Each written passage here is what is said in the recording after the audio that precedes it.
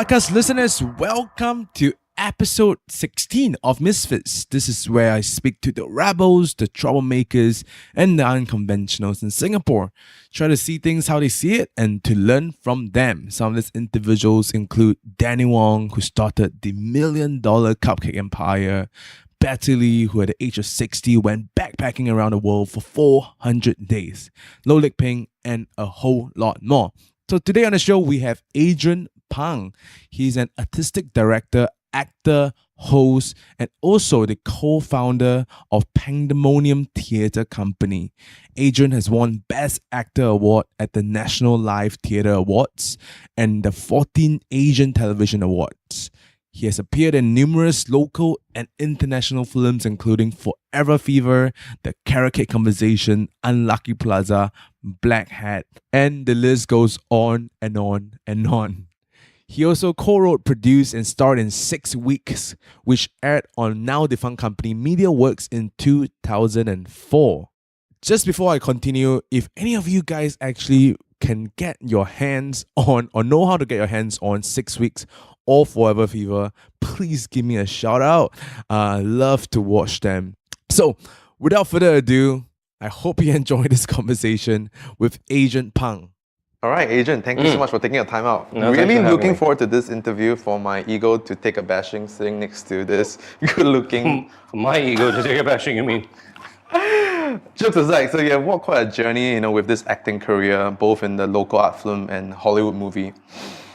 And you also started your own theatre company, which we'll talk about, Pandemonium, with your wife Tracy, who is the artistic director, and you being the wingman. So welcome to the show. Absolutely. Thank you. Thanks for having me. Thank you. So with every guest that I have on the interview, I always like to find out about their secret origins story. And I read that you were born in Malacca, in Malaysia. Yes, I was, yes. Yeah, how would you describe your childhood if you paint us a picture? Goodness. My very vague memories of the first few years of my life in Malacca were, trips to the beach, fooling around with my older cousins, my granddad, who I'm told I was his pet, sitting on his pet dog. He's just sitting on his shoulder, going across the road to eat chicken rice with his chicken rice balls, eating what my mum affectionately calls hikiao bihun. What's that? Hikiao. Hikiao. It's like some kind of thing, Okay. some kind of dumpling noodle thing by the beach. It was a very happy childhood. Living in my grandmother's rather scary house, which was one of those old, long, deep houses, the shop house type things, with, I swear, the toilet from hell was in the back of the house in this no flushing system, and I was always terrified to have to go and take a dump in this toilet because it was dark, it was smelly as hell, and I was always afraid I was going to fall into into the literally the bowels of hell and be taken away by the man. The mysterious man. So is it one of those wooden atap? No, it was a shop house on Jonker Street, which is now very touristy and everything.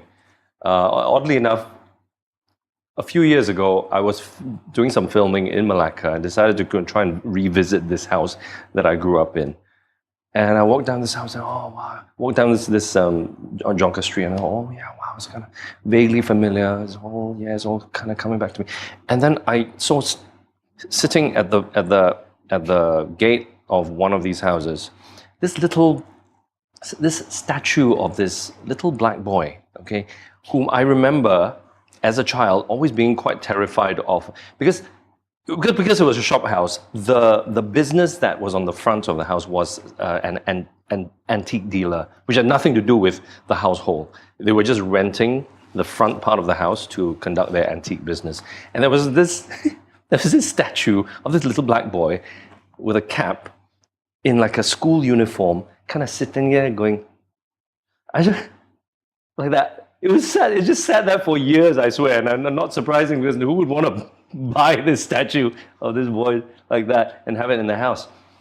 And this boy was sitting at the front of this house still. This is like, my goodness, 40 years later or whatever. This is so it's a statue back then. It's and actually back still then, attached 40 years later, it was still there. And I thought, oh my goodness, he's still here. This is the house. This is the house I grew up in. So I knocked on the door. And this lady came out to the door and I said, I'm sorry, I don't mean to be creepy or anything, but I grew up here. I was, I spent my first 4 years of my life in this house. I moved away and I've come back and I just thought if you'd be kind enough for me to visit and come and take a look inside. And she said, yeah, okay, man.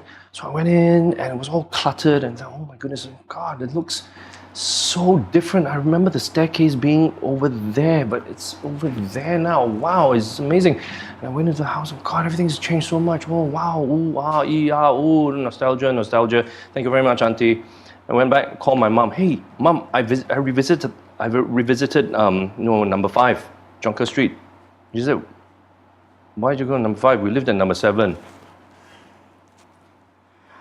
And so much for nostalgia. So that explains the staircase. Yeah, maybe. Did you even went back to number 7? No, I didn't Just bother. to, maybe be more nostalgic this time. My little black boy was the Yeah, and you were almost there. You were there till only 4. Is that what it is? And then you came to Singapore. Yeah, and I moved to Singapore. And then I spent the rest of my time growing up in Singapore. Yeah. And then ACS. Yeah, I went through the whole thing. Which primary is that? What was the system back actually, then? I went to Cane Hill Primary School. Yeah, Cane Hill Primary School. Did my 6 years there. Did my PSLE there, and then after that, I got into ACS Secondary. And a couple of years after I finished at Cane Hill Primary School, the school closed down. Obviously, it couldn't survive without me. It closed down. Yeah, I know. And actually, then, the other school too, Arts International. Yes, it did. Yes. I know. I leave these places. We get to that. Yeah.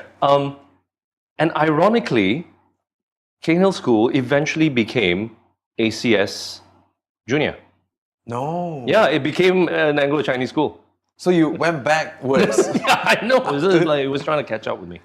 Yeah. How was the Cane Hills? Is it a Chinese school? Or? No. It was just a regular kind of government-run school. Right. It was a co-ed school. It was small. But it was good. It was. I had a very happy time in Cane Hill. Made some really good friends there. And yeah, it was happy times. God, this is the 70s, the good old bad old days. So it was nice, and being, I suppose, quite new to Singapore, and it was a bit of a every day was an adventure, as a kid. I was a bit of a swot, so I always kind of studied real hard and tried to top the class and all that kind of nonsense. Oh, did you? I did. I was a bit of that kind of a kid, a bit irritating. And I really beat myself up if I came in second in class or something like that. I was pretty sick. And will you attribute that to your parents, or was it just you being competitive? I would have to be honest and say I have to attribute that to my parents. Yeah. They. My mum in particular always was the one to kind of make sure that I hit the books and did as well as I could, and it instilled me with some sense of striving, I suppose, but maybe to my own detriment, it kind of made me feel like if I fell short of those expectations, then I was a failure or something like that. But what was the narrative that she was telling you? Because to strive for? there was all these scare stories about like if you don't study hard now, then later on in life you're going to be a nothing type of thing. I suppose there's a. I wonder where did they get their stories from back then? Because what they themselves, or maybe they're looking at others as Maybe, role model. and perhaps there's also the kind of very old-fashioned conservative Asian thing of must save face kind of thing. Cannot. Oh God! I mean, it's. I mean, that's why in a big way, it's kind of had an impact on how I have raised or been raising my two sons. Perhaps to their own detriment, I've been very kind of laid back about never putting pressure on them, them having to take responsibility for themselves, all that kind of stuff. So we'll see. As a parent, you just whack. There's no script. There's no. You just think you know what you're doing, but every day you're just kind of making it up. And my parents were doing the best by me. As far as they knew. But yeah, so Cane Hill and then ACS and then. How would you describe the character of young Adrian? My goodness. When you're growing up, during those times. I suppose cheeky, mischievous, clueless,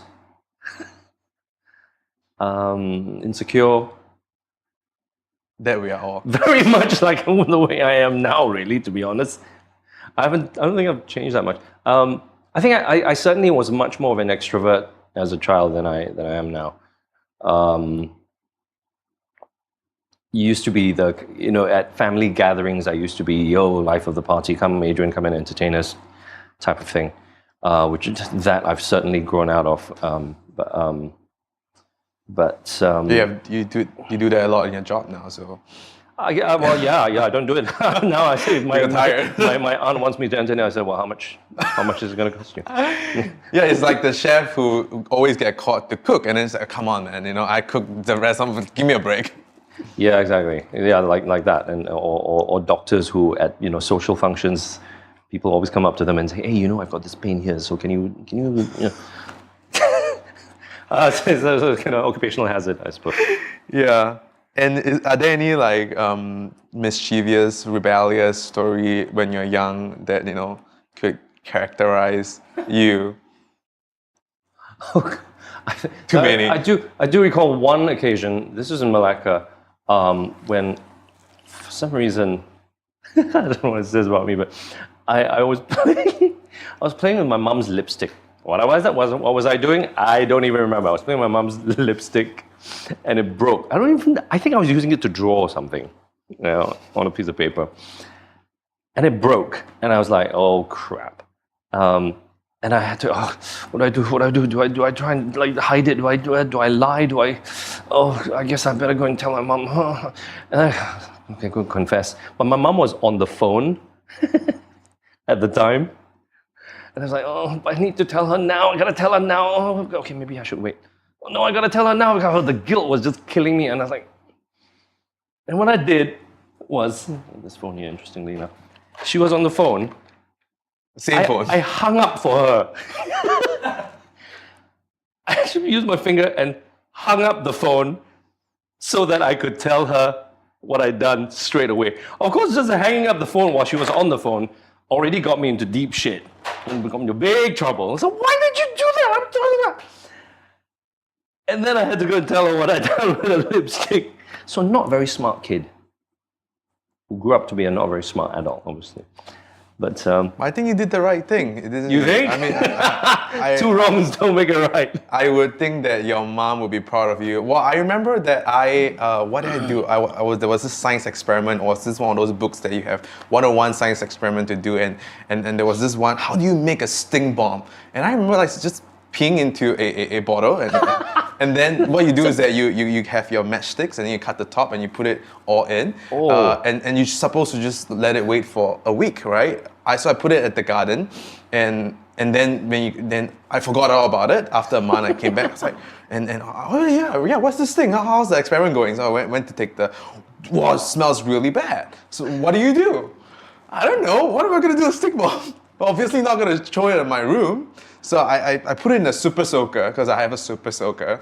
And who do I shoot it to? Well, my neighbor. Of course, right? And then there you go. So that was the story ends with me getting a round beating, running around, and it was one of those bizarre like beating cases where I just get chased around by the cane and I just end up hiding under the kitchen table.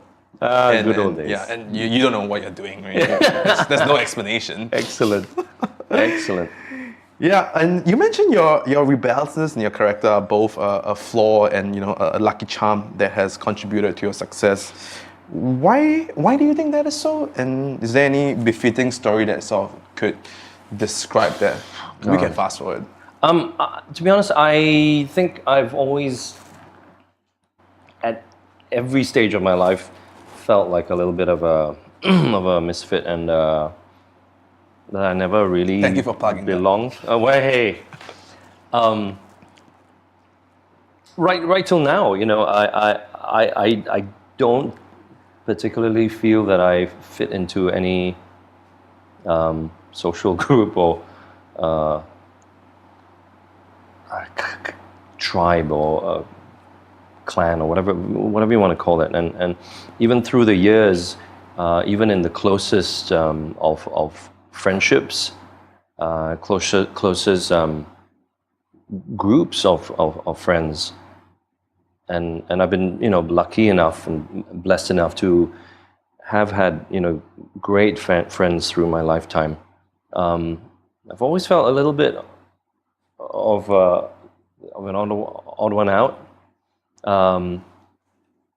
in one way or another, and I suppose that. And it used to kind of get me down a lot of the time. I used to kind of long for a sense of belonging, I suppose. But it's only maybe in the last few years that I've kind of reconciled myself to the fact that, hey, it's just my my calling and my fate to be ever so slightly different or ever so slightly strange, and I've kind of given up trying to make people accept me or understand me or whatever. It's just too tiring, and there's really no need. I don't think. I'm lucky enough that what I do as a living. Enables me to just kind of escape being me for a little while, and I don't feel. I think I don't feel. I feel more at home when I'm kind of inhabiting somebody else's skin or life for a while. I feel more at home and more grounded, I suppose, somehow. When I'm able to do that. So, for as long as the forces and all the elements allow me to do what I do, I hope to be able, I hope I never have to retire, because it keeps me sane. Not to be precious about it, but without it, I would have gone mad a long time ago. I was just never cut out to do anything else. Well, why do you think like you don't fit in or you don't belong? And I ask this because sometimes I feel the same, being Singapore being square. And I don't know, I wouldn't want to compare myself being good or better or ahead or lower than people. But that I can't describe it. I don't know if you could take a step at describing why. Don't know. I mean, and even in my saying that, I would never claim to be, I'm the only one to feel this way. I mean, as you know, by your admission as well, you say you kind of identify with that, and perhaps it's safe to say that every single individual in a certain way or to a certain extent will feel that kind of sense of I don't know whether it's isolation or alienation or just like sense of displacement, I suppose. Do you think it's because of the difference in the worldview, or Maybe it might be positive, negative? Because I'm for one, I never talk to people who complain. Like this has been right now my rule. Never what? Never talk to people who complain. Who complain? Yeah, I was like, oh, I can just think of people who have way worse situation Right, than yeah, you. yeah. And Yeah, so yeah. I take us So that for me helped. Yeah. Is there? I mean, if you could pinpoint, is there anything you might think attributed to it? I mean, just to your point, I think self pity and whinging is a very unattractive quality in anyone. And sure, you know, if you come and share a problem with me, I can try to empathize, and if there's any way to help, I will. But hell, everybody's got problems. Yeah, everybody's got problems. You know, everybody's got problems. We just have to accept that. Hell, the world is a big, weird, wonderful place made up of 7.5 billion very different individuals with 7.5 billion different personalities and needs and fears and all that kind of stuff. And you know, who am I to say somebody else's worries or insecurities are not valid? No, I think that just also because by us admitting to the problems goes to show that it is more than just us, and you know, when we can talk about it, other people might find strength in knowing that they are not alone. And truth is, if any problems out there, is usually we are not alone in, be it For sure. suicidal or depression. Yeah. And along the years, what are ways you try to cope with that? Because you too went to London. Do you feel that you fit in? I went on my same journey. I went for a gap year to the US. And after that, you started a company and found a wife. How is there? Do you manage to confine, or how do you manage to solve that sort of sense of displacement? I think I don't think I've solved it. By no means do I think I've solved it. I don't think I ever will solve it. And maybe that's something I've discovered, that hey, you know, if that constant state of displacement is going to be there, then I might as well just embrace it and just go with it and try and make the most of it. Because you know, if I see it as something to fear, or I see it as the enemy, then I'll constantly be living in its shadow, and I don't want it to beat me, I suppose. I mean, I'm 51, and hell, you know, life ain't getting any easier, or I'm way past my middle age already. So life is short, man. Life is short. You just, you know, with whatever's left, I just hope that I can live it meaningfully. And to live in fear or in that kind of constant on the back foot, you know, it's no way to exist, I suppose. So being grateful, I think being grateful is very important. And by nature, I know that the glass is half empty. Not even that. I'm more the who the hell took my glass kind of guy. Thank you. So it's been a huge thank you challenge for me to just try to hold on to the good stuff and always be appreciative of the good stuff that you have in your life. As you say, people who complain, right? It's just very hard to bear. So I've tried to not be a complainer, I suppose. Sure, there are things that I would be happy to bitch about and whinge about, and the things that I want and crave and covet and all that kind of stuff, which when I find myself in that place, it makes me feel horrible and ugly and yuck. So I'm just trying to live, trying to go into the light. Because I know that my nature is to to dwell in the shade, and I've gone through stages in my life where just dark and couldn't see a way out, type of thing. And being a dad, becoming a dad was a huge turning point for me, because it kind of gave me a kick up the arse and made me think, okay, I need to live my life a different way.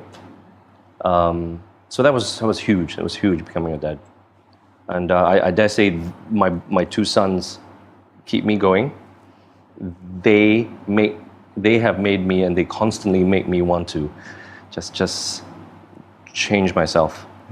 That's great. I'm so thankful for my kids. Yeah, I wonder, because you spoke about being grateful. Do you have a gratefulness practice? Or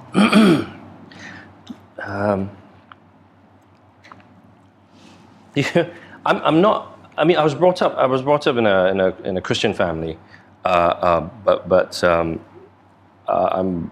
It's been years since I've gone to church on a kind of regular basis, but I still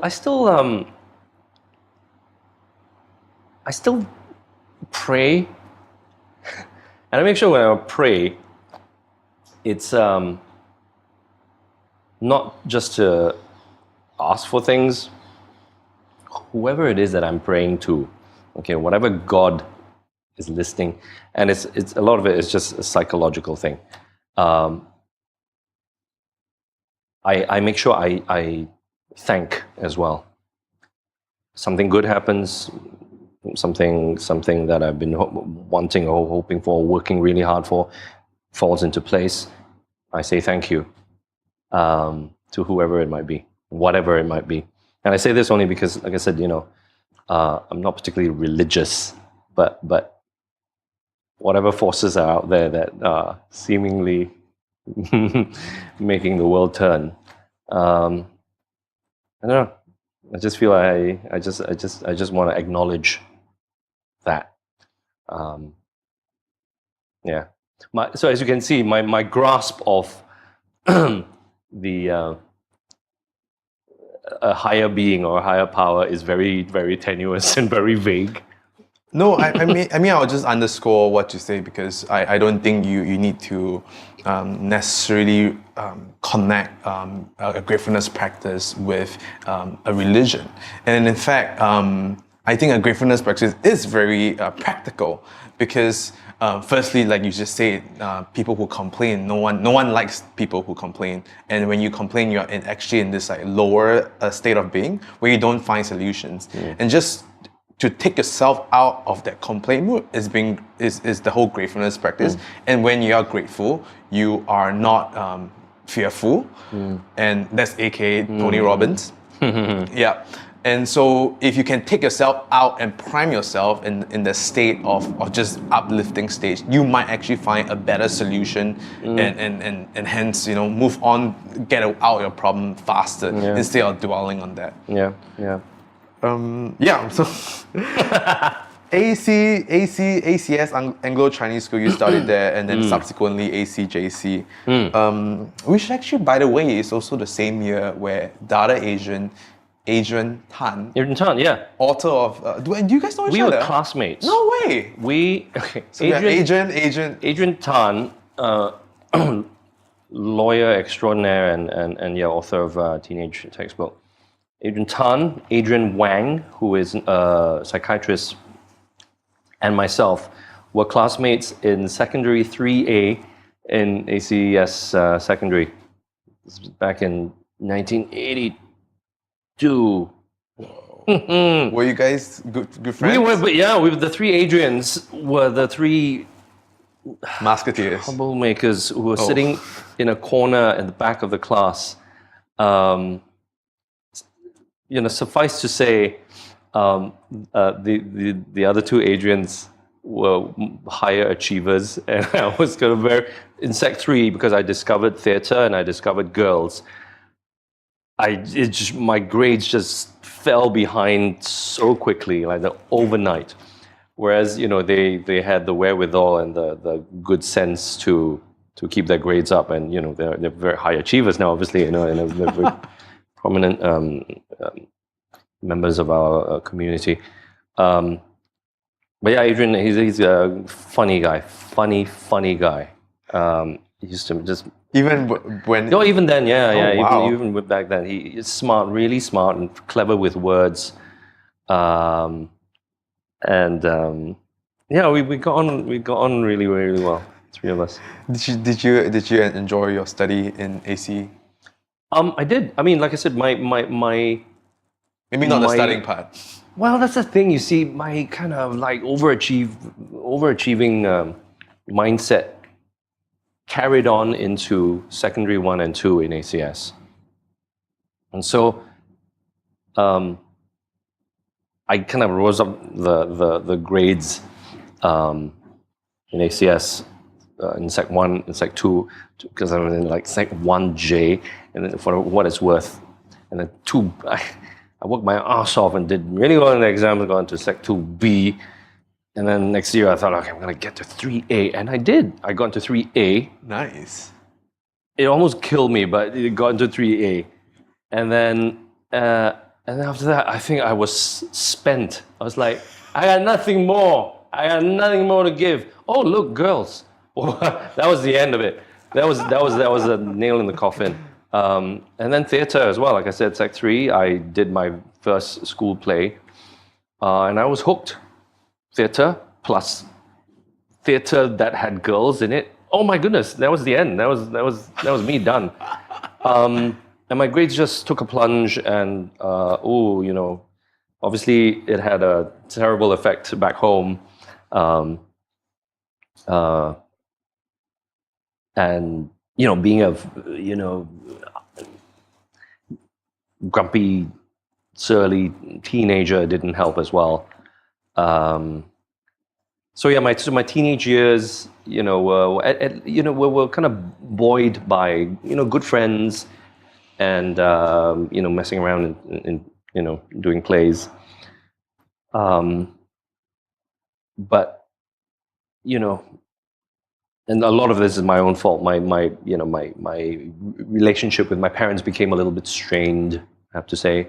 Stopped going to church at 15 as well. So so they were like, "What? Oh my goodness, look at your grades, and you're spending all this time messing around on stage and talking about girls all the time, and you're not going to church with us. Ah, my God, the world is ending." So so that was a huge We could see where it was now. yeah, well, exactly. Look at me now. Disappointment through and through. And what made you fall in love with theatre back then? Well, other than the girls part, because I think the girls at the time were and still is a big thing.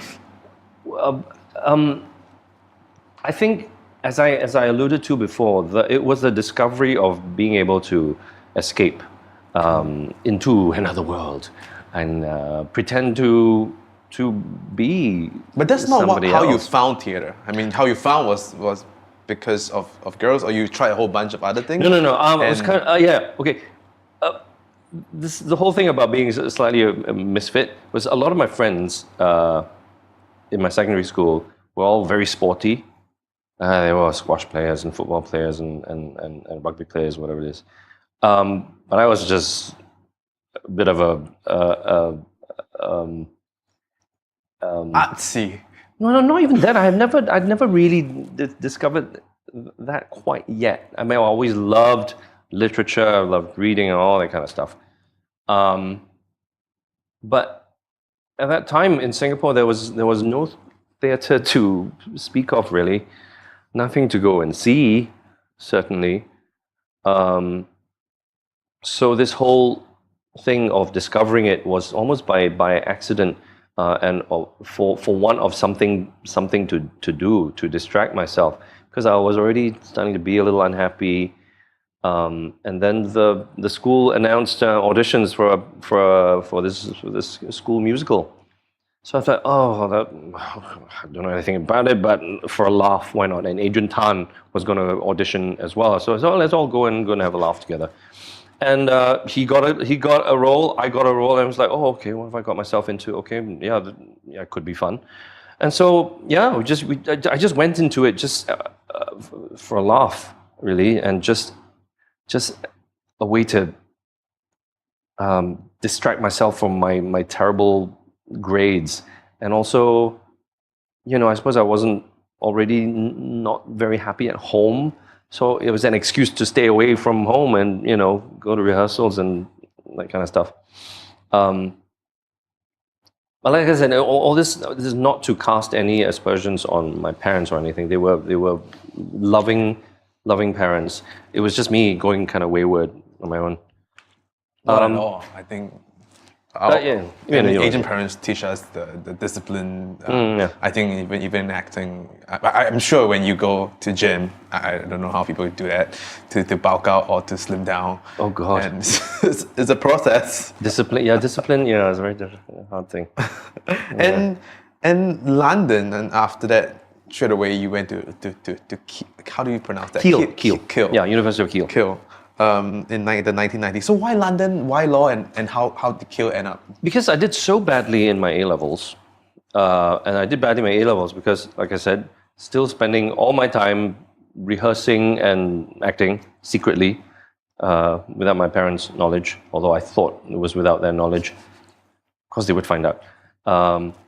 And girls in theatre was just my absolute downfall. So I did so badly for my A-levels that the only way for me to continue studies was to be banished from Singapore after my national service, and to be made to do a foundation course in any university that would take me, because NUS wouldn't.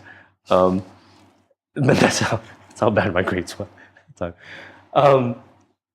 And to do this foundation course in order to then take a proper degree course after that. So I did a year's foundation in Keele, where you basically study every damn thing. And then after that, the idea was for me to progress on to taking law. And that was all an arrangement by the mom? That was for me to But she didn't pay all that bad the country for my sins. After. I mean, it was hell, it was just the next phase in my life, really, and it's something that I'll forever owe my parents for giving me that chance to continue my studies there, because even then also, after I'd done my 4 years at university, and in my final year of studying law and psychology, it suddenly dawned on me that, I'm doing law and psychology. Does that mean I'm going to be a lawyer? But did you choose law, or law was? Well, you went on the premises of doing a foundation year and learning everything. And then from there, I think it was always a kind of understanding between myself and my parents that I was going to go and study law. Okay. I do psychology.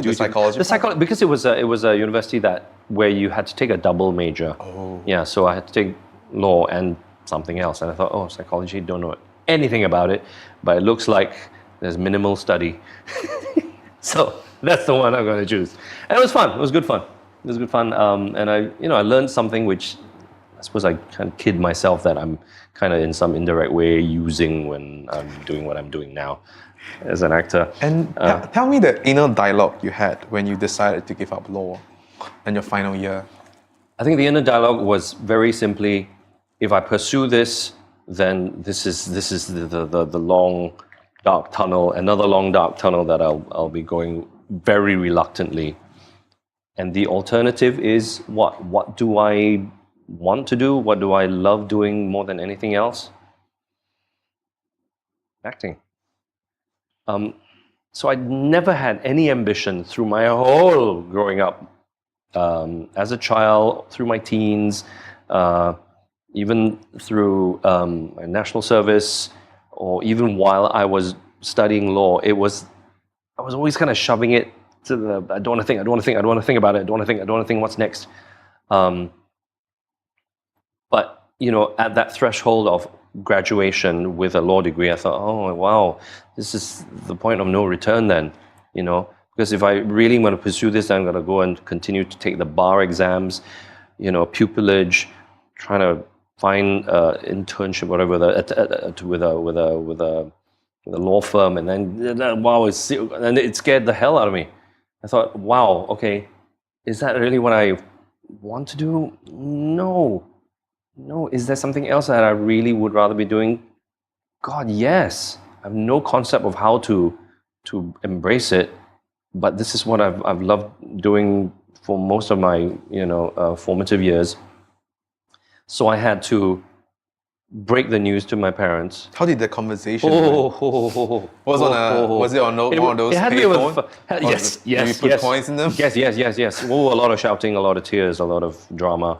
But it had to be done. As painful as it was, and I appreciated then, and I appreciate now how heartbreaking it must have been for my parents to know that they had invested all this hope and finances for me to be a hotshot lawyer, for it to sort of come to nothing really. So I have a lot of guilt. Guilt is a big motivator in one's life. So I had to convince them that it wasn't going to happen, this law thing, and that what I really wanted to do was to be an actor. So I somehow managed to convince them that I would take one more year at Arts International, which was a kind of postgraduate, very intensive kind of acting training up in Yorkshire. So that's what I did. Straight after graduation, which my parents very kindly came and attended at Keele. After that, I went straight to Arts International and spent a year there, training to be an actor. I read this on the internet that you once had zero in your bank account. I don't trust the internet, so just want to do a fact check with you. Did that happen? God, I mean, as an actor, this was through the first couple of years, I suppose, as an actor. That was after you graduated. Did mom help with that? You mean with school? For that year? No, I paid it for myself. Yeah. Just working working. Yeah. In fact, yeah. Waiting tables. Yeah, that kind of thing. Through that year at Arts International. But once I finished with that, and then went and kind of launched myself at the mercy of the industry in London. It was trying to survive, going job to job, and yeah, there were lean times. Gosh, I remember finishing a gig in kind of October and then not knowing when the next gig was going to be, and looking at my bank account and going, how am I going to pay my rent for the next couple of months if I don't get a job soon? And literally kind of breaking down and crying because I was that worried that I just wouldn't be able to feed myself, and it was all my own doing. It was all my choice because I decided to make this take this other direction, knowing, I suppose, full well that it was going to be a life full of insecurity and occasional work if I was lucky enough. But that was the only thing I wanted to do, So thankfully, through the the 9 years that I worked as an actor based in London, I was never out of work for more than 3 months. Amazingly, I managed to always kind of get a gig, and I get, and then nothing. Oh, I get another gig. I used to have this journal of my employment. I would write down the date that I went to audition, write down the date that I heard from them, whether it was a yes or no, write down the date of when I started the gig, write down the date of when I stopped it, just as a chart, so I could see my employment history. And I look back at it. Actually, I probably have it somewhere still. I look back at it, some years after, and I go, hey, I've done actually okay. Sure, when you're in the middle of a period of unemployment, it's like the world's going to end.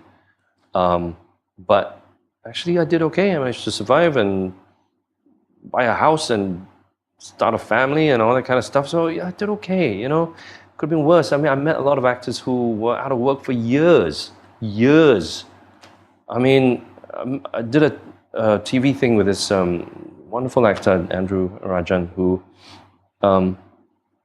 after that gig, he didn't work for about 3 years. He was painting houses. He's a good actor. I mean, 95% of actors are unemployed at one time in the UK. 95, and this is like the hundreds of thousands of actors, and by the looks of it, a lot of jobs. I mean, the West End, off West End, TV, film. These are the 5% of actors working at any one time. So just to try to be in that 5% as much as you can, fighting against The 95%. right, the 95, fighting against all kinds of prejudices about color and type and all that kind of stuff. Yeah, it was challenging, to say the least. Yeah, I would think. I mean, especially when you think that you can go through those times, and when you actually really look at your bank account, and man, Yeah. It was there were some dark times, but then you get the job. The next job is heave a sigh of relief, just to work. And when you get a job, do they front load you with like some money to per diem? Or? That kind of stuff. Well, luckily I managed to get myself an agent quite soon. After my second job, a theatre job, basically, God, it was early days. Typing out letters on a electric typewriter. Oh my God. Electric typewriter, letter after letter after letter to 50 over agents to say, hey, I'm doing this show. I'm looking for representation. Will you come and see it, please, so that maybe we can have a chat about blah, blah, blah, blah, blah. You send out 100 letters. You're lucky to get back 10, and you're lucky if 2 of them are vaguely interested. And if one actually makes good on their interest and actually turns up, you're very lucky. So I was fortunate enough to get an agent after my second job. So that's basically their job is to, in theory, to try and look out for jobs for you. In the UK with TV jobs, commercials, they got this wonderful system of repeat fees and residuals. So meaning the contract, within the contract is an agreement that you will do your job, they will pay you, and then if there's any repeats on TV, or if they sell the rights to broadcast a program to another country, you still get paid. So I'm still receiving checks for things that I did 20 years ago, which is fantastic. Singapore, of course, nothing like this exists, so you just kind of have to deal with it, really. But yeah, so it was a whole different world. Yeah, I think the starting part seems like the hardest part, right? Once you're out there, and if you manage to find an agent, then life is not that gloomy. Well, I think certainly, speaking from my experience, it was always still living hand to mouth. A lot of the times I would get job offers directly, and then you still have to hand it over to your agent for them to kind of try to negotiate it somehow. But it's always hard. It's always hard. I mean, you know, I think there are certainly different levels. You know, you want to talk about your Ryan Goslings or Benedict Cumberbatches. That's a whole different other strata where, you know, they've paid their dues, and they've now at a phase of their careers now where seemingly it's a self motivating, generating Circle. thing. Yeah. You know, It's always the first big breaks. I guess in that kind of, I mean, but Right. keeping it completely real here. No. You know, for myself, it certainly has been always trying to generate work for myself. Find the Always next trying to, thing. yeah. So anyway, when I was Forever Fever. Forever Fever released in 1998. Great film though, although I have not watched it. I only saw the trailer yesterday. I need to get myself on those films. And well, there's you, and then there's you being Bruce Lee, and then there's you dancing disco. So, you know, were you a disco master though in that era? No. Because I didn't saw that like dancing was part of your repertoire for hire. No, How do you end up with that? And you were in the UK, and then this is in Singapore. I mean, this was still during the period I was living and working in the UK, and Glenn Gui, the director, I had done a theatre production for him in London, and then, in fact, that production was subsequently brought to Singapore, and we performed it here, and we were just kind of. At that time, he was wanting to break into making films. So we're just bouncing ideas off each other, and he said, "Hey, I got an idea for something set in the 70s, and maybe there might be something in it for you." And so yeah, sure. So when it finally came to reality, he said, "Hey, it's going to happen, and we want to bring you back to Singapore to film this thing. It's got disco dancing, it's got kung fu. Can you do either?" No. Okay, fine, great. I guess we'll have to try and somehow train you up then. So yeah, it was hard work, learning all the dance and faking some kung fu. Yeah, we filmed that in kind of 4 or 5 weeks in a very hot 1997.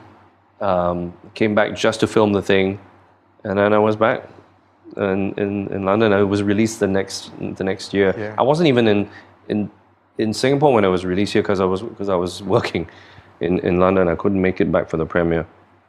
And did you take dance lessons or? Yeah, I had to take lessons specifically just to learn the choreography for the film.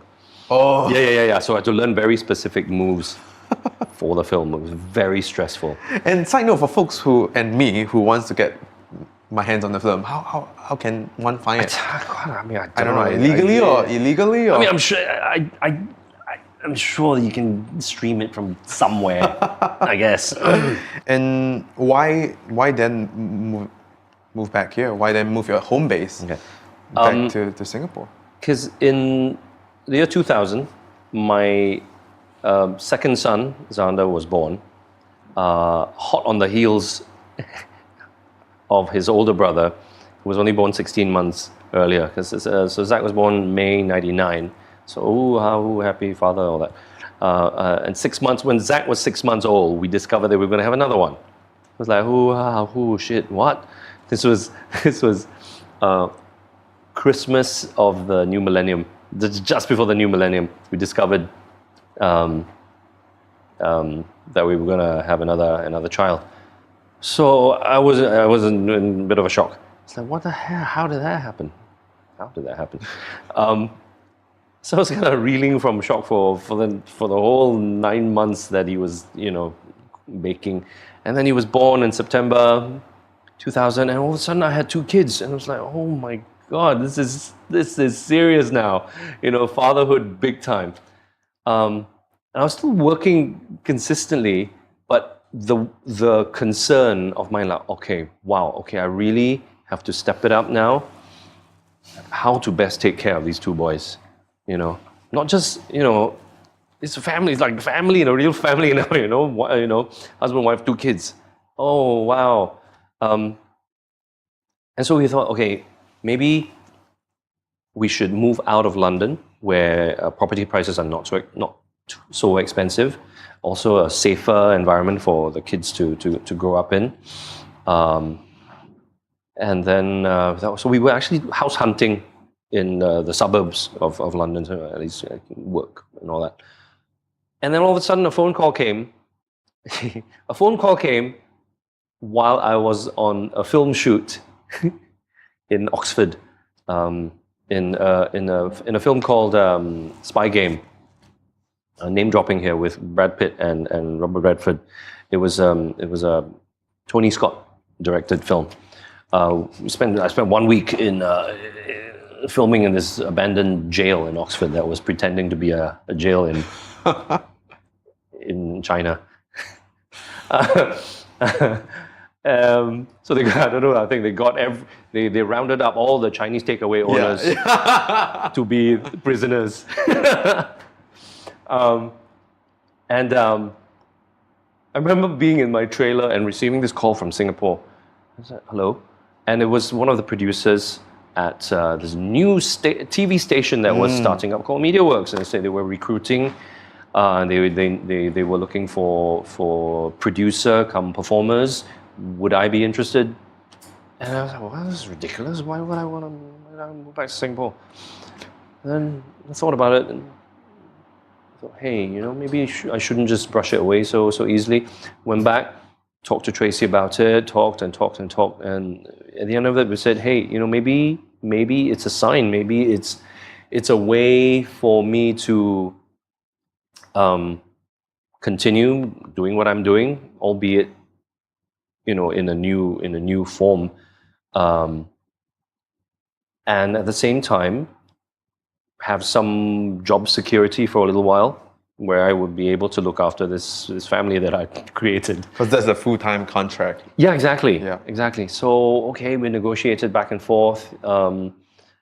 And they really wanted to seal the deal very quickly, so there was no time for me to even think about it very much. They really wanted to know, yes or no. If yes, then we want you to come back in 3 months. That's, oh God, okay, fine, let's just do it. If we find that it's not working out, we always gave ourselves the escape clause to just go back to London. So that's what we did.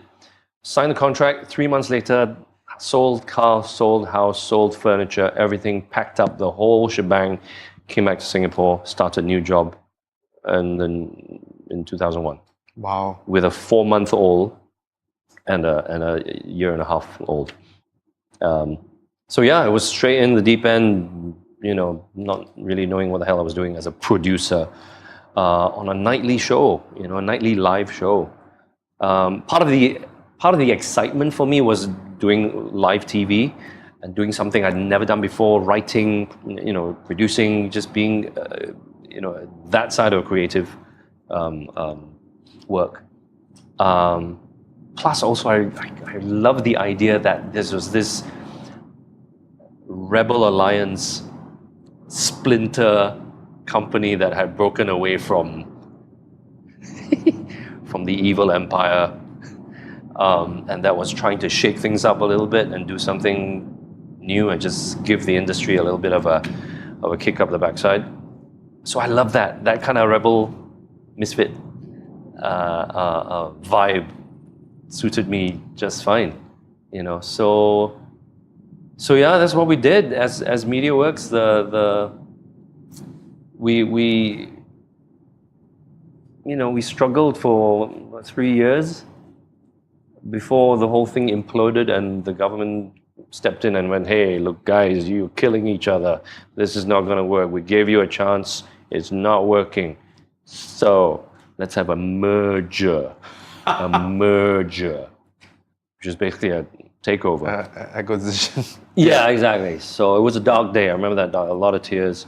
Because, just when we felt we were making some progress and some headway and starting to steal some eyeballs and do some interesting programming,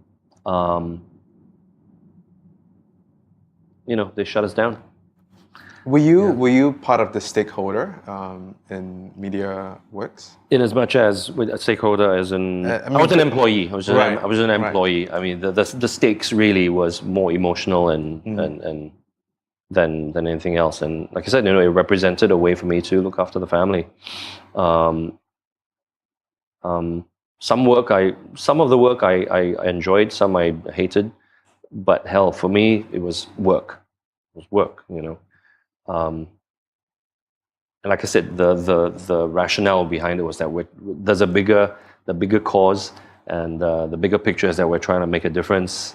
And right now you're at this point where you're the sole breadwinner for like 3 Mouth, in the. Hey, right now, you're doing that right now? Oh well, no. Then. Oh, at that time, well, yeah, because Tracy stopped working for a little while. Yeah. To look after the boys. But a few years after we resettled in Singapore, she went back to theatre as well, and she till then she'd been stage managing, production managing, doing lighting design. But when she went back to theatre, to doing theatre when we were in Singapore, she joined Singapore Repertory Theatre as an associate artistic director. And she started their children's theatre wing called The Little Company, and it was very successful. She started writing scripts for them, started directing shows. So she found her whole new niche and a whole new life for herself. So it's like Tracy Pang, Mark II kind of happened back here. So she started flourishing, really flourishing in her, it's like a second wave of her career in theatre. And, it was great. It was great for her. Whereas for me, struggling in this little TV station, and then the whole thing falling apart, and then the whole takeover. And I mean, like I said, being grateful, I didn't lose my job. In the takeover, 80% of MediaWorks employees were given the sack. Wow.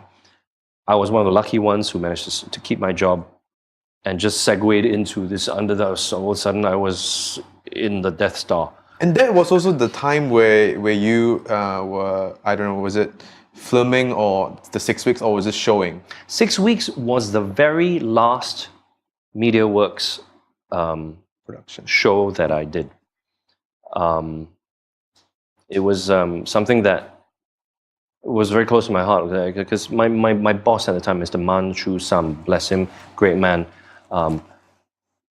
at some point kind of called me into his office and said, "Okay, Adrian, do you have any ideas, anything you want to, as an actor, or you want to just bounce ideas off me?" So we said, "Well, actually, I've had this idea." So so from there, he encouraged me to go and create this thing. So me and the head writer of MediaWorks at the time, Lee Lin, we put our heads together and created this little mini-series, a 6-part mini-series about a guy who's got 6 weeks to live, and basically is about how he lives these 6 weeks as meaningfully as he can. Ironically, actually, God, it was strange because on the last day of filming of that, we got the news that 6 weeks was going. That MediaWorks was going to close down. Taken, yeah. Yeah. So sad, very sad, very emotional, very, very, very sad. But so that production kind of has a special place in my heart for me because it was the very last one. It was something I had created, and what's behind the story, or the heart of the story, also meant a lot to me, about just kind of making the most of your life kind of thing. And then, after that I was kind of whisked off to do, 100 episode Channel 8 dramas, which nearly killed me. But it was work. I always just looked at it very pragmatically. It's work. I'm still employed, be grateful. So I stayed on. I stayed on for another few years before. And you co-wrote 6 weeks. Yeah. Do you still write these days? I have a yearning to, but having had the privilege to work on exquisite writing in many of the plays that Pangdemonium has produced, I wouldn't even dare to pretend that I could craft something close to that. So can I leave it to the experts? There's some stories that I would like to tell, but I have to kind of make myself convince myself that yes, and I'm the only one who should write it, kind of thing. But maybe one day. And I guess since while writing that whole play of 6 weeks, do you gain any valuable lesson on how, if you were to have 6 weeks, what will you be doing? My goodness me. I think there's probably some value in I would like to think I'd be able to live the remaining of my life. If I was told that I have 6 weeks to live, I would hope that I have the strength to live it joyfully, and that when I finally go, it'll be kind of like like a celebration of the good stuff, rather than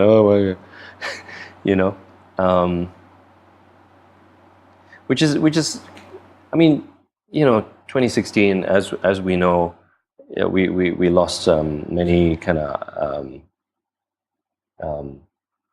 icons in pop culture and in literature, who for many people who were very special in their lives. And sure, it's easy to go, oh my God, he's gone. But I think what's been really uplifting is to how people choose to celebrate these people's lives with the work that they've done, and it's in a truly in a celebratory spirit,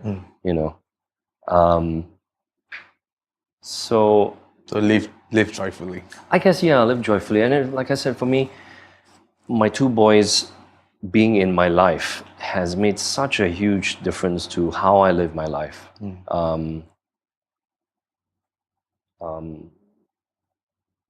I almost center my life around my family. I would almost say that work can take second place. I mean, work is very important to me because, like I said, I cling on to it just for sanity and for survival. But it would mean nothing without my family. Do you think that your acting today is much better than you were before? And if so, how do you think that it is better? To be honest, I think just growing older teaches you some lessons. Meeting incredible people through your work, who live lives that you couldn't imagine and go through incredible struggles that you couldn't even fathom, or really humbles you and really teaches you lessons. I think now at 51, I'm more open. I'm more vulnerable. I'm certainly more emotional. My wife tells me so. I can sit down and listen to a song and just be a mess. I can be driving in a car and listen to a song for the first time, and it will touch me in a certain way, and I will be sobbing. And that's something that, I don't know, I suppose just being willing to allow myself to feel more, I suppose. And to an extent, I think that has helped me in some of the roles that I've had to play. Just being open, and being And what is your In touch. when you get a role to play, how does your research process looks like? Comparing now and before. I think right now I'm just much more grounded, and I just want that curiosity, Yeah. rather than just going and reading books about it, which is valuable.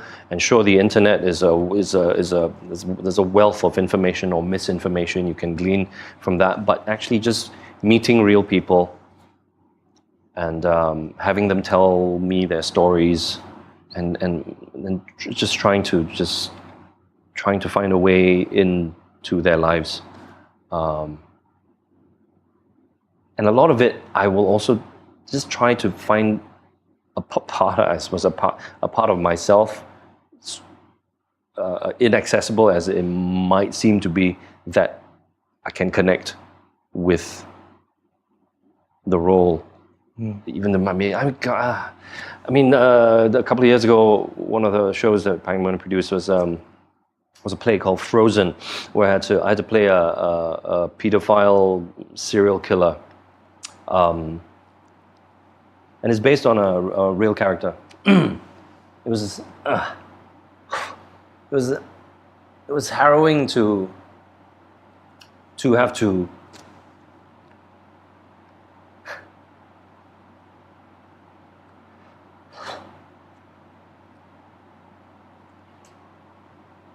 sorry. No. It was really harrowing to have to inhabit this character for that time, because he's just he's like a hollow shell of a human being whose own childhood was kind of destroyed, also because he was a victim of abuse himself, and it kind of turned him into this monster who would abduct little girls and abuse them and then kill them. And so I did a lot of research into that, and read a book about this particular man that he was based on. This character was based on, and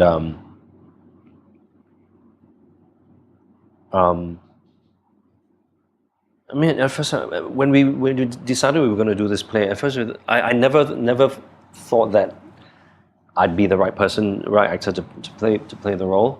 But when it came down to it, I thought, I as alien as this character is to me, and I've no concept. I've got no contact with anybody who's like that. So it was a bit of a scary place to go to, but I had to go there every night, just going there, just going to this really horrible place. But it teaches you a lot. It certainly taught me a lot.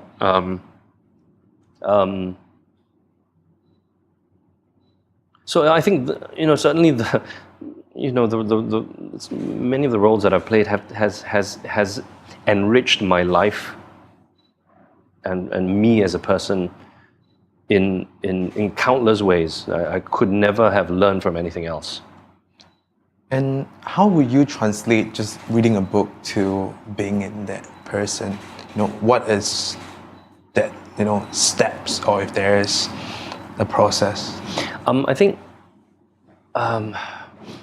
every actor will have his own process, and certainly for me, there's no one way to attack any role, or any different genre of performance or film or TV or.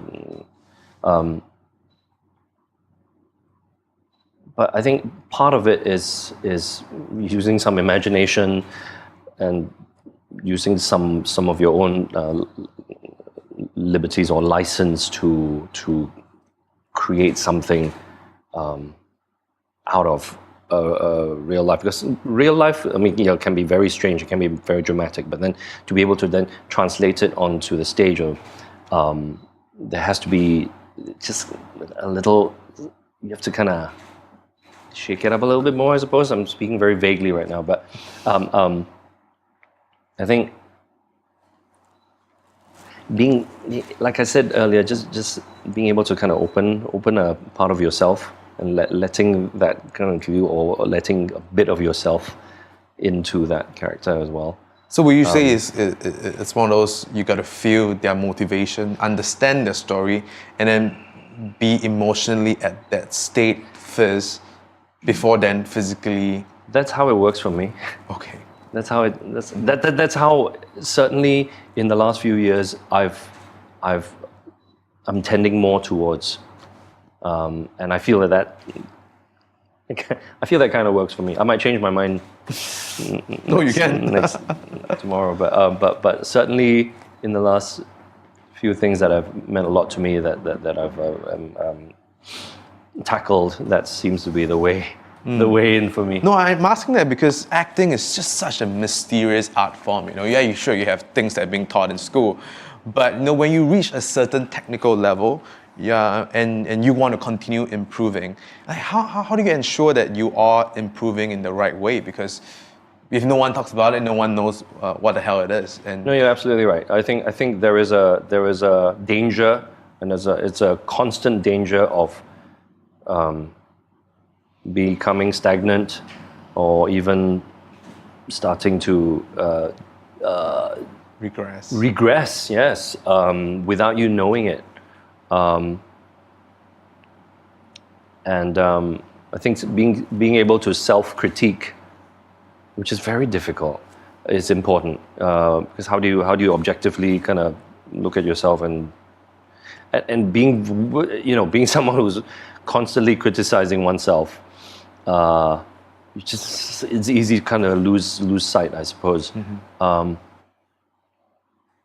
But I think always wanting to find something new, always looking for something new, and even if you say, well, hang on, this character is similar perhaps to something I played before, find something new. There must be something else, something more, something new that you can value add to this. And I guess maybe a better question would be, as you being a director now, how will you differentiate a good actor? Oh, well, okay, putting labels, just actor then. Because just to clarify, certainly for the shows that Pangdemonium, the theatre company that Tracy and I started and run, she's the boss. Tracy is the boss. She directs all our shows. If I have a place in the any production as part of the cast, it really is, I'm just an actor. Okay. And she's the boss. She's the director. But we make a lot of the executive and artistic decisions together for the company, for each show, in the casting and all that. And I'll have a say in it, obviously. So to your question as to... So good actor versus a great actor. It's very subjective. It really is quite subjective. Luckily, Tracy and I have pretty similar benchmarking. Yeah, as to who we think might be right for certain roles. And there might be, we've worked with really, really good actors, very broadly speaking. Good actor, but does this mean that this good actor can play this role?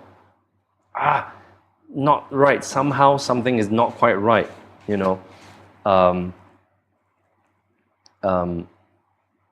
Hell, case in point, wonderful actress, love her to death, Un Shu An. She auditioned for us on several occasions. And we were like, each time we were like, come on, be good, be really good. And she's really good, but at the end of the day, was she absolutely right for this role? Damn, somebody else is actually more right for it. So there's these unquantifiable factors that go into the casting of anyone. There's some actors you would go, God, this is all this actor can do, but this would be perfect for this role, So really, you just have to take it case by case. But for me, I mean, certainly with the way that I've been going, the direction I've been going in, I identify certain characteristics about certain actors who I go, I really like the way this actor approaches the dialogue or approaches the scene. Are there any common themes between great actors then? Actually, no, not really. No, Okay. God, like you know. It's very intuitive. Yeah. I think intuition is a huge thing. But every actor is different. Really, you know, there's the act. You know, my acting heroes that I grew up with are very different from the heroes that I have now. You know, Robert De Niro was my hero for years and years. But even now, I would concede that he has limitations. Of course, he has. Everyone does. Every actor has limitations. So my heroes now are very, very different. But you know, you can learn from anyone. Yeah. You can learn from someone who's completely new. I think stay humble, stay hungry. No, I mean, it still goes back to the point You that know, it's you really hard to draw the line because no one has been able to write a clear, this is good. Right. This is- Yeah. yeah. Oh, I mean, once you hit numerous that- books have been written about but that's just one Yeah. way of thinking, one way of looking Yeah. at it. And audiences, you No, can't no. please Yeah. everyone. You can't please everyone. No, for sure. So Well, like, if you could, if someone were to dedicate 5 years of their life, I think 5 years being a good amount of time to try to be a professional actor, how would you tell them to effectively spend their time in this 5 years? God Almighty. Well, if you would think it's too short, we can extend the time. Well, only because I think I've been doing this for 25 years and I'm just putting an absurd number. No, sure. I think without it being sounding corny, you'll always be Learning. studying and always be learning, and that's certainly something I'm trying to keep doing. Not just learning by accident, but actually wanting to actively go and study as well. And I'm doing. How I'm about that? certainly Would you doing that. recommend film school? Sorry, acting, I mean, drama school. I think certainly going to get some sort of formal training will teach you some very valuable lessons. But is that a better spend of time? Say, for example, let's take an alternative, which is just working with you for free. just oh God, Or I mean, this is also the whole idea of like Wouldn't work for doing free work for people to learn. And I think if you take that paying school fees as just why don't just do free work and you have gained valuable experience and also at the same time put yourself in the industry. there've been kind of young aspiring actors who have approached me to say, hey, can I come and if you've got some sort of a mentorship Program. thing Whatever. or It's a big word. yeah, or just come and be an intern so I can watch and learn, or I want to learn. I've always told them to go away because I honestly do not feel I'm in a position to teach anybody anything. But comparing that, maybe not you, but comparing school versus a mentor internship. If you can Hustle your way into. hustle, well, It doesn't need to be 3 years, right? It doesn't could be like have 6 to be months three. from I different don't- people. There's a limit to how much you can learn in 6 months. Like I that said, too. within 6 months, I think you learn certain technical Or 1 year. technical skills. Possibly. I mean, I took a year's thing because that's the time I gave myself. Yes. If I could have afforded or had been younger at the time to go through a whole 3-year course, I probably would have. And then again, this begs the question: how much can drama school teach you?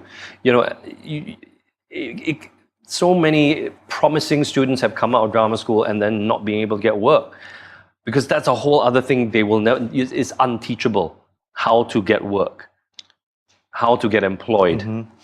And this was a huge thing for the principal of my Arts International. They said the job of getting a job The job of getting a job is something that you have to learn yourself. And it's all kinds of these skills that you can't really impart. It's all about your personality, about how you present yourself, and all about that extra something, that indefinable thing, which will get you work. You know, all things being equal, one actor has that extra what? What is it? X factor, that thing, whatever it might be. It's just a very unforgiving career path, and there's no guarantees. There's really no guarantees. I mean, the fact that Tracy and I are running our own theatre company, for me, I'm the luckiest actor I know, because this company that I'm running is generating work, yes, for the artists within our industry here. But for me as an actor, hell, if there's a role for me, hey, woo, you know, I'm really the luckiest actor I know. So you know, if not for that, I'm under no illusions that I would be scraping and grafting and trying to get the next gig and all that, just as I was 20 years ago when I was living in London. No, so I read your interview with Loretta on During King, and you seem to have a very healthy awareness to your craft. You know, you compare an artist with a garbage collector. Actually, Did I? Well, yeah. I mean, you know, I think a garbage collector is even more effective. serves more to society. That's exactly what you say. Yeah. Maybe actually, you know what? I would love to have you explain that a little bit more. And following that is how you came to that. What inspired you to take that stance? Because I think I realized quite early in my so-called career that actors in particular love to talk about themselves. That's why even me sitting here is very uncomfortable for me. Love to talk about themselves, love to hear their own voices. And I think there is a certain sense of overinflated self-importance.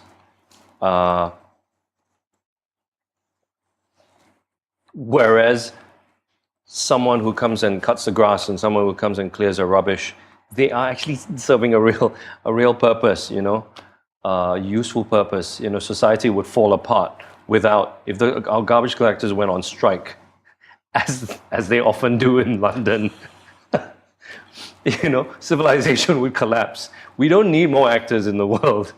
We just don't. At the very best, yeah, maybe we provide some momentary diversion in your life and in your day.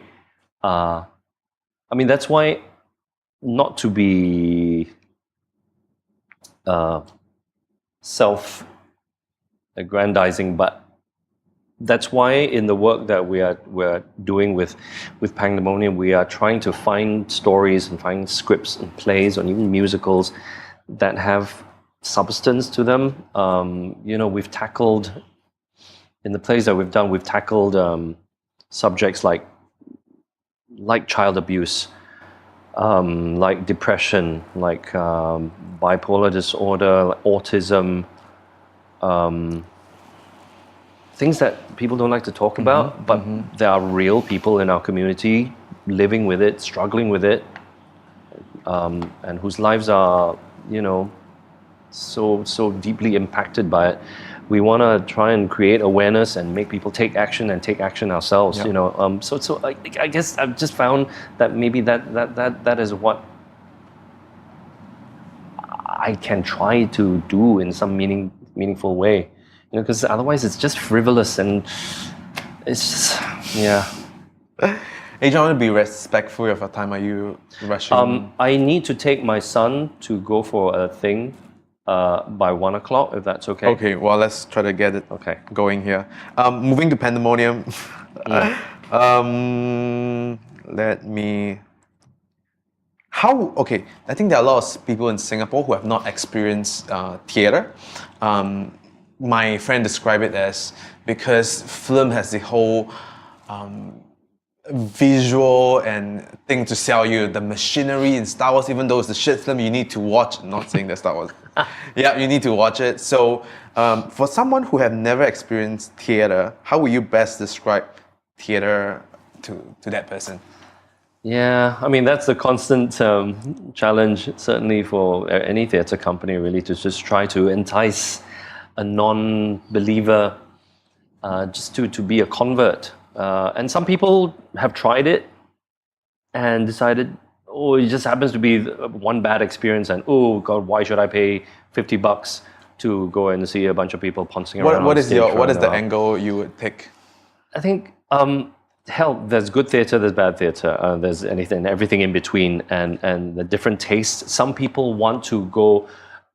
Their idea of going to a theatre, a night out at the theatre, is to sit in a very comfortable air-conditioned room and be dazzled for 2 hours by lots of costume changes and lots of bright lights and some hummable tunes. And that's perfectly valid. If that is what you want, then there is that kind of theatre that's available. And then there's very niche genres of theatre as well that are completely abstract, and even I have no clue what's going on. And there is something for everyone. I mean, certainly, once again, not trying to plug Pandemonium. For Pandemonium, we're trying to tell stories that are accessible, but at the same time, not commercial. We're trying to tell stories that are seldom told, I suppose. But I think if people are willing to give it a chance, come in it with an open mind, with an open heart, you will be impacted by it. Right. As an audience, what would what do you think would be the main selling point? Is it more like an emotional? I mean, that being a big word. No, sure. I think entertainment has to be paramount. Yes. Okay, and it has to. No matter what, you go to a film, you watch a TV program, you can see go to theatre. It has to be entertaining. But what does entertainment mean to different people? Entertainment means a different thing to different people. For me, sure, I like a good laugh, but I love to sit in the theatre and have the performance rip me to shreds. It will fuck with my mind and break my heart. That is the kind of experience I like personally.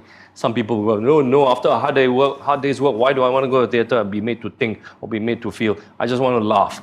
Perfectly valid also. Yep. But then you got to find the right thing for you, Yes, the cinema, you pay $9 or whatever it is, and you either treat it to spectacle or, and there are all kinds of cinema for different tastes as well. But because you pay $9 as opposed to $50, you just okay, let's give it another try. If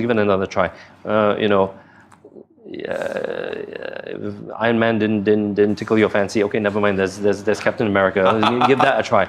Oh, Ant-Man. Okay, never mind. $9 only. I'll try. Not so good. Okay. Next year I got Wonder Woman. I'll give it a try.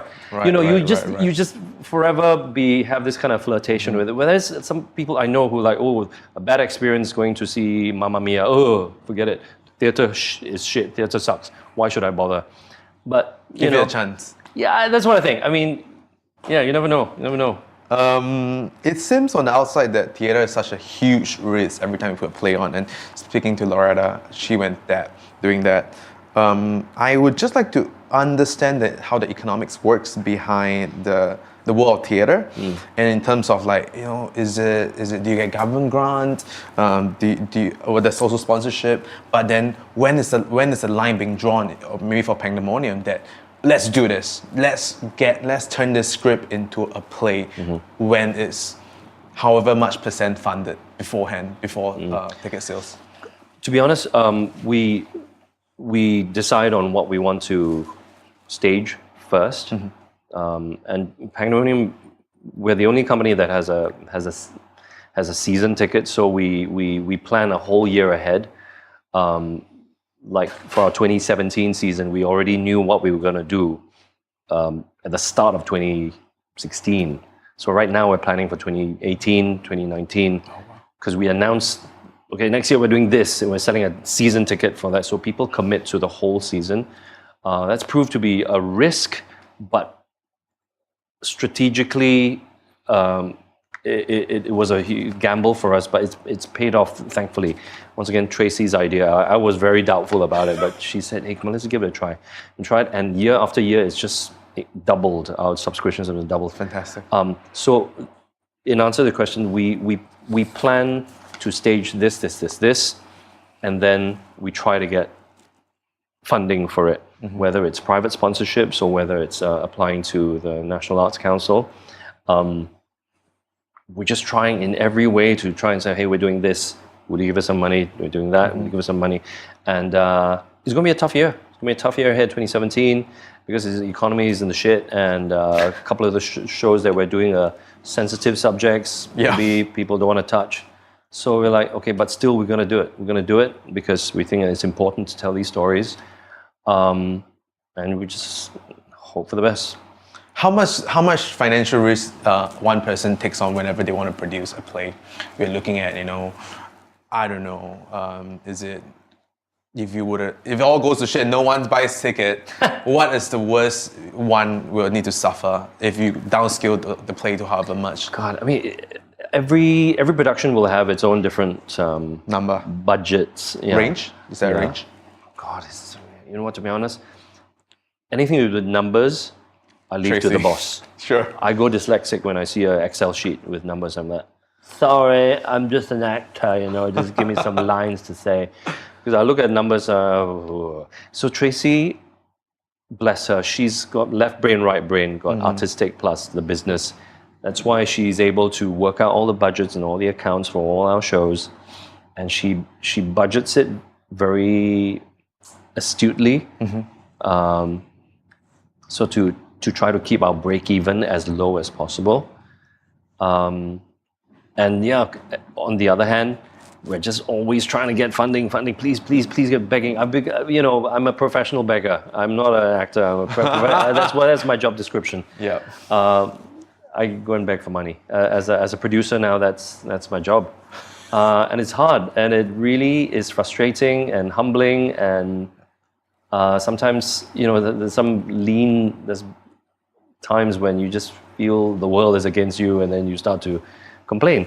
And then you start to think, oh, nobody appreciates me and all that shit. But, the society doesn't owe anybody, certainly owe me a living. Yeah. So I just have to keep on trying and trying not to lose the faith. Okay, quick round of questions. Oh, shit. What is the book or books you have given most as gift? That I've given? Yes. People still even read books nowadays. I have a soft spot for To Kill a Mockingbird by Harper Lee, because I studied it at school, in secondary school, and absolutely fell in love with it. I think it's got so much to teach us about life and the world we live in, and courage, and integrity. And it's a rites of passage story about three kids, written from the point of view of a little girl looking at this big world around her. I find it very funny, very moving, and I want to share it with people. It's still a classic. Your favorite documentary or movie? Is there one?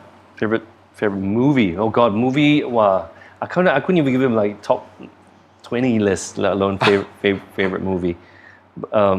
Documentary? How about documentary? Okay, just off the top of my head, there's this incredible one called 7 Up.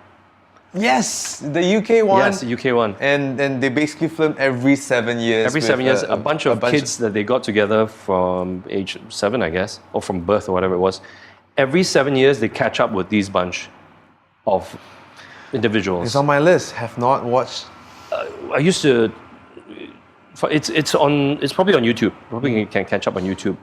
It's just incredible. It's just incredible and very moving, actually, because you see, there's some kids who, when they were in like age 7 or age 14, were full of life and showed so much promise. And then the next time you see them 7 years later, there was this one guy, I think he had mental issues. He just dropped out of society, became a recluse, moved up to Scotland somewhere. And he developed this physical oddity. He couldn't walk without like skipping. Oh. And jobless. And where as a child he was just full of life and full of joy. 7 Up. 7 Up, yeah, just incredible. I mean, the discipline and the challenge to follow a bunch of people. It's like the film Boyhood, but then for real. Yes. You know. Any local film or director that should be given more recognition? Ken Kwek. Ken Kwek. Ken Kwek. I've had the good fortune to know this guy as a friend for some years now. I've had the good fortune to work with him on 3 occasions, one on a short film called Sex, Violence, Family Values, which was banned and then eventually reinstated. And then one of his screenplays called The Blue Mansion. And then I did a film with him a couple of years back called Unlucky Plaza. Very talented writer-director, but not underrated and underappreciated in Singapore, and really should be given much more support. So if one were to look at his film, which one should one start with? Sex, Violence, Family Values. Okay, there we go. What have you purchased recently under 100 that has most impacted your life in the last 6 months? What have I purchased for under 100? Yes. Oh my goodness. What have I purchased? Oh, we can skip that. We can come back to that later if there isn't any that strike you. A tub of whey protein that I haven't even opened. That I hope will make an impact on me if I start going to the gym. What is the worst advice you see or hear being dispensed in your world or your circle? The worst advice is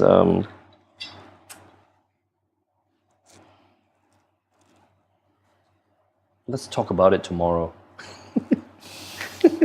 I don't know if that's even advice, but I just very irritated I just get very irritated when people say that. No, let's talk about it now. We got to talk about it now. There's no time like the present.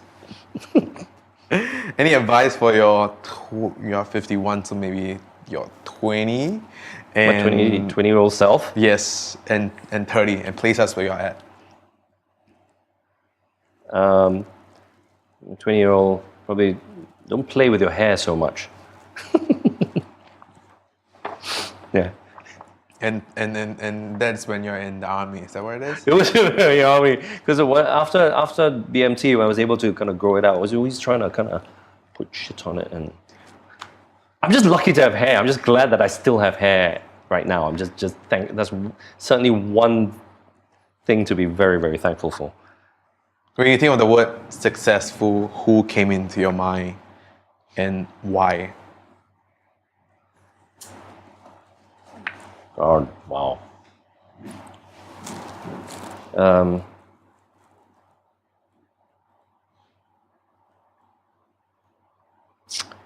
think of the word successful.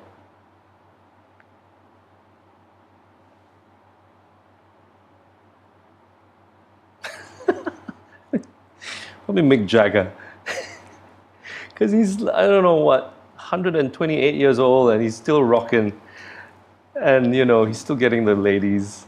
And he's still doing what he loves, He's still doing what he loves.